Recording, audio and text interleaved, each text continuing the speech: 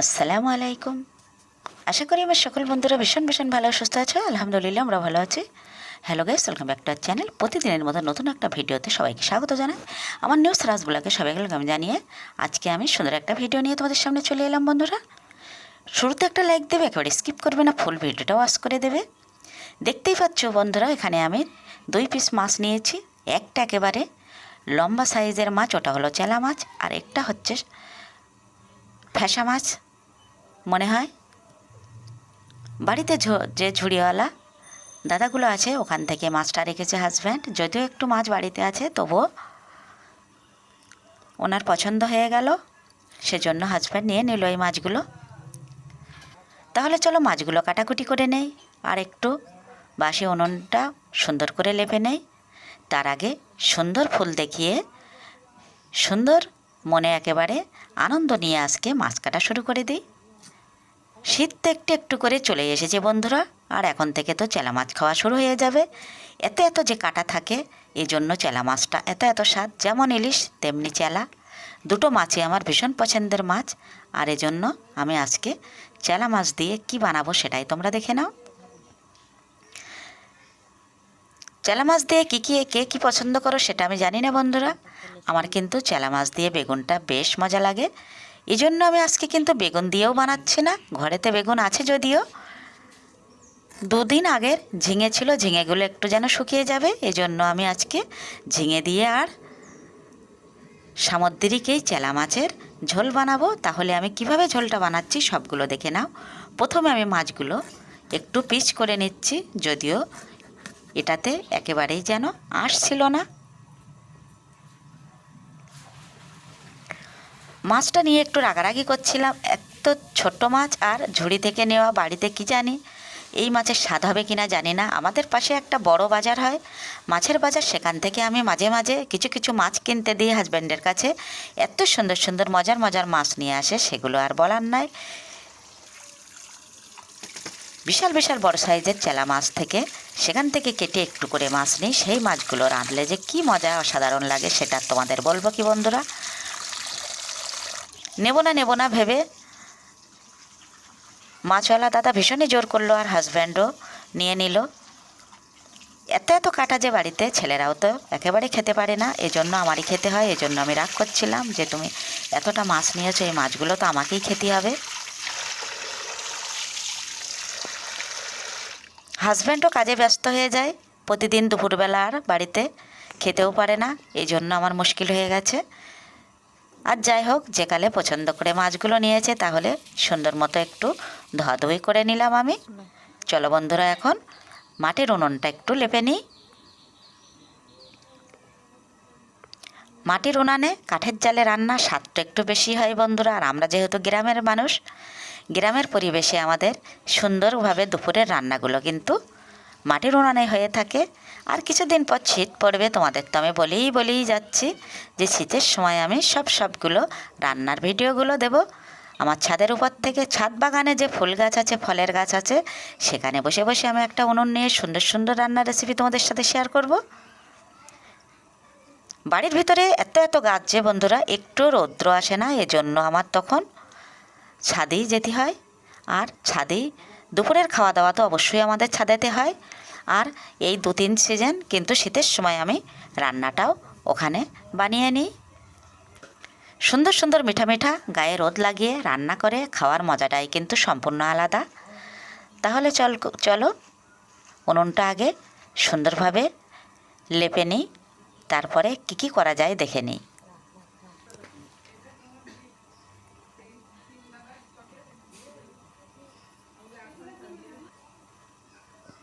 একেবারে উনুন লেপা আমার রেডি। তারপরে চলো বন্ধুরা, ভাতটা আগে রান্না করে নিই। হাজব্যান্ড তো কাজে বেরিয়ে যাবে, একটা ফোন রিসিভ করে কথা বলছে, আর আমি এখানে বসে বসে রান্নাগুলো বানিয়ে নিচ্ছে।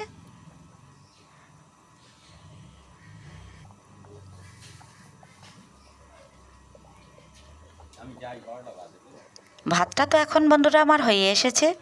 এখন চলো তাহলে মাছগুলো ভেজে নিই। ভালো মতো লবণও হলুদ মাখিয়ে এখন মাছগুলো আমি একটু কড়া করে ভেজে নেব। রান্না করতে করতে ভাবছিলাম ঝিঙে দিয়ে চেলা মাছ কী জানি কী হবে, তবুও কিছু করার নেই, সবজিটা তো শুকিয়ে যাচ্ছে, ফেলে তো আর দেওয়া যায় না, এত এত দামের সবজি এখন। ফাইনালি বন্ধু আমি এত মজা লেগেছে সে আর বলবো কি, এই ফার্স্ট লাইফে আমি খেলাম ঝিঙে দিয়ে চেলা মাছ। চেলা মাছ মানেই বেগুন দিয়ে তো সুন্দর মানায়, আর ঝিঙে দিয়ে যে এত অসাধারণ অসম্ভব ভালো লাগবে সেটা আমি ভাবতেই পারিনি। তোমরা একদিন ট্রাই করো।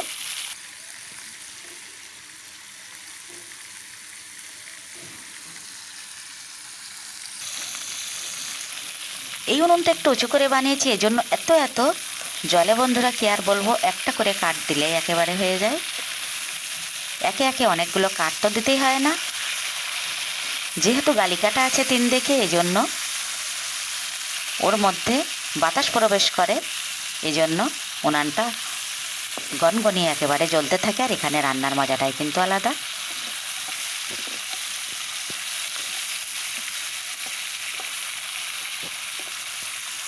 শুধুমাত্র একটা ভাগে কিন্তু এক তরকারিতে আমার দিন যায় না বন্ধুরা, 2-3 জায়গায় অবশ্যই রান্না বানাতে হয়। সবগুলো তোমাদের সঙ্গে আমি তুলে ধরতে পারি না, তাহলে ভিডিওটা অনেকটাই বড় হয়ে যাবে, তোমাদেরও দেখতে একেবারেই ভালো লাগবে না। ফাইনালি মাছগুলো আমি লাল লাল করে ভেজে নিলাম, আর কড়াইটাও বসিয়ে দিলাম উনুনে। কড়াইতে দিয়ে দেবো পরিমাণ মতো তেল, দিয়ে দেবো পেঁয়াজ কুচি। এক সোমবারে কিন্তু আমি তরকারি বানাই, 2 সোমবারে তরকারি বানালে কিন্তু নাকি মজাই লাগে, সেটা তো আমার আর বানানোই হয় না। কয়েকদিন আমি বানিয়েছিলাম, সেগুলো তো আর ভিডিওর মধ্যে দেখানো হয়নি, বেশ মজা লেগেছিল। কিন্তু এক সোমবারেই কিন্তু আমি বানিয়ে নিচ্ছি। তেলের মধ্যে পেঁয়াজগুলো একটু লাল লাল করে ভাজা করে আমি দিয়ে দিলাম আলুটা একটু নাড়িয়ে নিয়ে দিয়ে দিলাম খুব অল্প পরিমাণে একটু রসুন ও লঙ্কা বাটা। সব সবজির মধ্যে বন্ধুরা আমি একটু কাঁচা রসুন থেতলিয়ে দেই, আমার যেন এটা ভীষণই মজা লাগে, এই জন্য দিই। আবার তো জিরা, আদা আর রসুন এগুলো তো অবশ্যই বেটে দিই। অনেকটা অবহেলা করে আমি রান্নাটা করছিলাম, অনেক যত্ন করে ভালোবেসে, কিন্তু মোটেও আমি আজকে রান্নাটা বানাইনি বন্ধুরা, সত্যি কথা বলেই দিলাম। কেননা বেগুন দিয়ে চেলা মাছটা মানায়, আর চেলা মাছের সাইজটা ছোট ছিল বলে আমার একেবারেই মনে ভালো লাগছিল না যে বেশি সুন্দর করে রান্না বানালে কি হবে, এটা তো আর মজা লাগবে না। কিন্তু সে আর তোমাদের সাথে বলবো কি, লাইফের মানে এত মজার মাছ মনে হয় আর কোনো দিন খাইনি, এটা বললেও ভুল হবে না। এত এত টেস্ট হয়েছিল, সেই মাছগুলো 2 দিন ধরে তো আমাকেই খেতে হলো। এত এত কাটা কেউ ছুতেও চায় না। একবার করে আমি একটা দাকা নিয়ে বসেছি বন্ধুরা, বললে বিশ্বাস করবে না, একেবারে আমার 8 ঘন্টা 40 মিনিট কেটে গেছে সেই কাটাগুলো ছাড়াতে ছাড়াতে, মাছগুলো খেতে। আর যে মাছে যত স্বাদ, সে মাছে নাকি ততই কাটা থাকে, সেটাই তো প্রমাণ আমি তো একেবারেই পেয়ে গেলাম। ইলিশ মাছগুলো তো অনেকটাই ভাজা করে আমি খেয়ে ফেলি, সেগুলো আমাকে কবজা করতে হয় না। ওরে বাবা, এই মাছগুলো তো ঝিরিঝিরি কাটা, একেবারে অগণিত কাটা, সেই কাটাগুলো বেছে খেতে খেতে যত একটু একটু করে খেতে যাচ্ছি, ততই কিন্তু ভীষণ ভীষণ স্বাদ লাগছে। এই জন্য এক নিমেষেই আমি খেয়ে ফেললাম 2 দিনে এই মাছগুলো।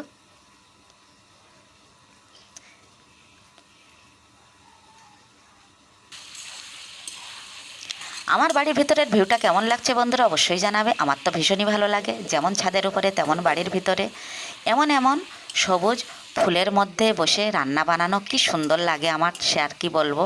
আমার এত এত আনন্দ লাগে তোমাদের বলে বোঝাতে পারবো না। সেই মতো আমি আজকের তোমাদের সামনে এই রান্নাটা কিছুক্ষণের মধ্যেই শেষ করে দেবো। যদি কিছু ভালো লেগে থাকে চ্যানেলটি বন্ধুরা অবশ্যই সাবস্ক্রাইব করবে। যেসব বন্ধুরা আগে থেকে চ্যানেলটি সাবস্ক্রাইব করে গেছো তাদের কিন্তু অসংখ্য অসংখ্য ধন্যবাদ।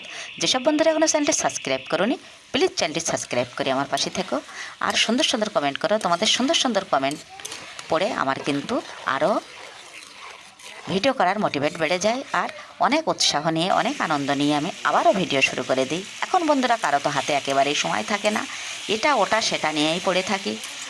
ফোন, কাজ, কর্ম, আমাদের মেয়েরা আমরা তো অনেক ব্যস্ত থাকি, তারই মাঝে একটু সময় নিয়ে যদি ভিডিও দেখে সবাই সবার সাপোর্ট করি, তাহলে কিন্তু আমরা সামনের দিকে অনেকটাই এগোতে পারি।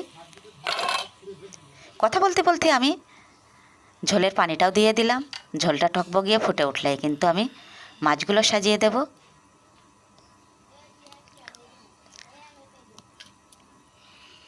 যে জিনিসটা বেশি অবহেলা করা হয় সেই জিনিসটাই লাইফে কাজে লেগে যায়। সেরকমই আমার একটু একটু বিরক্তি নিয়ে রান্নাটা বানিয়েছিলাম, কিন্তু এই রান্না, এই মাছের স্বাদ আর ঝিঙেটা একেবারে পরিপূর্ণ তৃপ্তি করে খেতে পারলাম বন্ধুরা। এখনই ভিডিওটা আমি শেষ করে দেবো। নেক্সট ভিডিওতে আবারও দেখা হচ্ছে। সুন্দর একটা ভিডিও নিয়ে তোমাদের সামনে আমি হাজির হয়ে যাব। ততক্ষণে আমার সকল বন্ধুরা ভীষণ ভীষণ ভালো সুস্থ থেকো। সকলের জন্য অনেক দোয়া ও ভালোবাসা রইল। আর এখানেই আমি ভিডিওটা এখন শেষ করে দেব বন্ধুরা। আজকে আর খাওয়াটা দেখালাম না, কেননা হাজব্যান্ড বাড়িতে নেই। একা একা একেবারেই ভালো লাগে না ভিডিও বানাতে, এই জন্য আমাকে ক্ষমার চোখে দেখবে।